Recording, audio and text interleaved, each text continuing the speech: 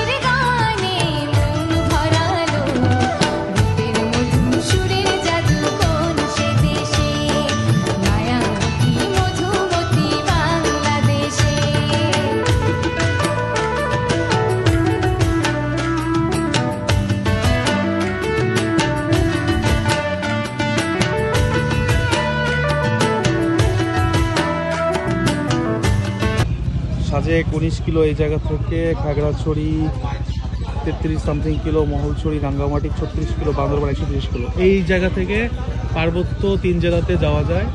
এই জায়গার নাম হলো গিয়ে মানিকছড়ি, গুইমারা খাগড়াছড়ি পার্বত্য জেলাতে। আমরা সবাই capital bike Riders, capital Riders club.